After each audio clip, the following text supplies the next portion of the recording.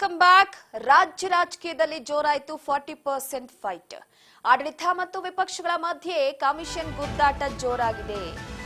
40% commission ಆರೋಪದಲ್ಲಿ ಬಿಜೆಪಿಗೆ clean chit ಸಿಗುತ್ತಾ?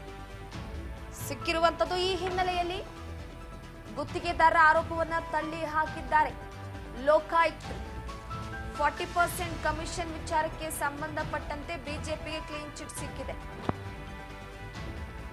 ರಾಜ್ಯ ರಾಜಕೀಯದಲ್ಲಿ ಈಗ 40% ಕಮಿಷನ್ ಆರೋಪದ ವಿಚಾರವಾಗಿ ಜೋರಾಗಿದೆ ಫೈಟ್. ಒಂದು ಕಾಂಗ್ರೆಸ್ ಹಾಗೆ ವಿಪಕ್ಷದ ಮಧ್ಯೆ ಕಮಿಷನ್ ವಾರ್. ಈ ಗುತ್ತಿಗೆದಾರರ ಆರೋಪವನ್ನ ತಳ್ಳಿ ಹಾಕಿದಂತಹ ಲೋಕಾಯುಕ್ತರ ವಿಚಾರವಾಗಿ ಕ್ಲೀನ್ ಚಿಟ್ ಬೆನ್ನಲ್ಲೇ ರಾಜ್ಯ ಕೇಸರಿ ಪಾಳಿಯ ಈಗ ಸಿಡಿದಿದೆ. ಕಮಲ ಪಡೆಯ ವಿರುದ್ಧ ಸಿಎಂ ಸಿದ್ದರಾಮಯ್ಯನವರ ಸೈನ್ಯ ಕುಟುಕಿದ್ದಾರೆ.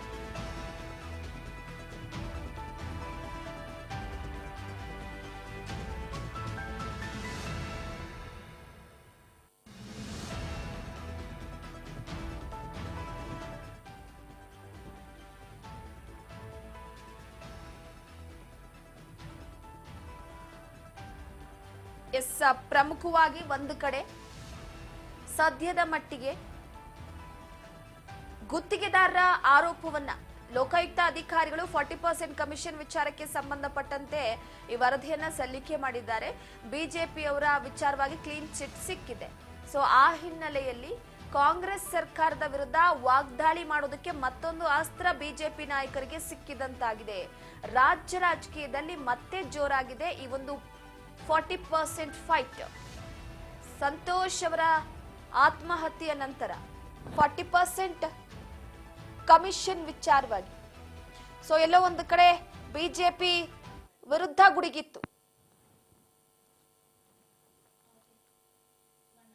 ಗಂಟು ಮುಟ್ಟೆ ಕಟ್ಟಿಸಿ ಶಾಶ್ವತವಾಗಿ ಇವ್ರನ್ನ ಮನೆ ಕಳಿಸುವಂತದಕ್ಕೆ ಜನ ತೀರ್ಮಾನ ಮಾಡವ್ರೆ.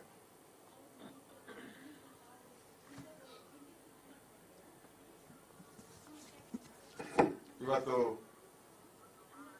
ಈ ಸರ್ಕಾರದ ವಿರುದ್ಧ ಇವತ್ತು ಹಲವಾರು ಹಗರಣಗಳು ಬಂದಿದೆ. ಅದರಲ್ಲಿ ಬಹಳ ಇವತ್ತು ರೈತರ ಜಮೀನನ್ನ ನುಂಗ್ತಾ ಇರ್ತಕ್ಕಂಥ ವಕ್ಫ್ ಬೋರ್ಡ್ ಒಂದು ಬೆಂಕಿ ದೇವ ಅಂತಾರೆ ನಮ್ಮಲ್ಲಿ, ಕೊಳ್ಳಿ ದೇವ. ಆ ಕೊಳ್ಳಿ ದೇವ, ಈ ವಕ್ಫ್ ಬೋರ್ಡ್ ಅನ್ನೋದು ಕೊಳ್ಳಿ ದೇವ ಇದ್ದಂಗೆ. ಹೆಜ್ಜೆ ಹಿಡಿ ಇಟ್ಟಿದ ಕಡೆ ಎಲ್ಲ ಬೆಂಕಿ ಅಂಟ್ಕೊಂತತೆ. ಅಲ್ಲಿ ರೈತರೆಲ್ಲ ಸಾವನ್ನಪ್ಪುವ ಸ್ಥಿತಿ ಬಂದಿದೆ. ಮೊನ್ನೆನೂ ಕೂಡ ಚಿಕ್ಕಬಳ್ಳಾಪುರದಲ್ಲಿ ಆ ರೈತರು ಹಾಕಿರೋ ಬೇಲಿನೆಲ್ಲ ಕಿತ್ತಾಕ್ಬಿಟ್ಟಿದ್ದಾರೆ.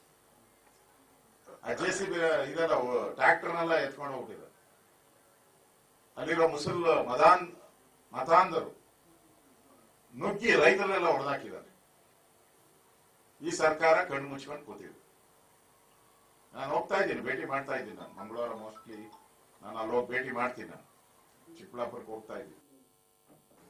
ಅವ್ರು ಕೊಡ್ಲಿಲ್ಲಂತೆ, ಅವ್ರ ಹೆಂಡತಿ ಅವ್ರು ಗೊತ್ತಿಲ್ಲದೇ ಕೊಟ್ಬಿಟ್ರು.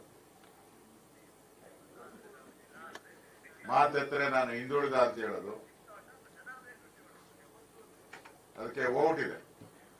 ಹಿಂದುಳಿದ ಇಲ್ಲ, ಈಗ ಮುಸಲ್ಮಾನ್ ಚಾಂಪಿಯನ್, ಈಗ ಅಲ್ಪಸಂಖ್ಯಾತರ ಚಾಂಪಿಯನ್. ಅಲ್ಪಸಂಖ್ಯಾತರು ಇಲ್ಲ, ಅದನ್ನ ಬಿಟ್ಬಿಡಿ. ಬೇರೆ ಪಾರ್ಸಿ, ಸಿಖ್, ಜೈನ್ ಇವೆಲ್ಲ ಬಿಟ್ಬಿಡಿ. ಮುಸಲ್ಮಾನರ ಹೀರೋ ಆಗಕ್ಕೆ ಹೊರಟಿದ್ದಾರೆ.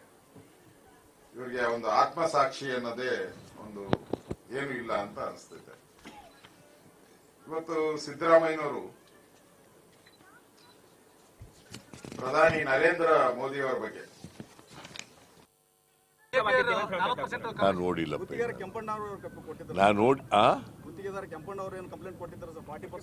ಯಾರು 40% ಕೊಡ್ತೀವಿ ಅಂತ ಹೇಳಿದವರು? 40% ವಸೂಲು ಮಾಡ್ತಾ ಇದ್ದಾರೆ ಅಂತ ಹೇಳಿದವರು ಯಾರು? ಕೆಂಪಣ್ಣವರ ಆರೋಪದ ಮೇಲೆ ಈ ಸರ್ಕಾರ ತಗೊಳ್ತದೆ ಅಂತೇಳಿ ನಾವು ಆರೋಪ ಮಾಡಿದ್ದು, ಗೊತ್ತಾಯ್ತಾ? ಅದ್ರ ಮೇಲೆ ಒಂದು ಕಮಿಷನ್ ಮಾಡಿದ್ದು. ಅದ್ರ ರಿಪೋರ್ಟ್ ನೋಡಿಲ್ಲ ನಾನು.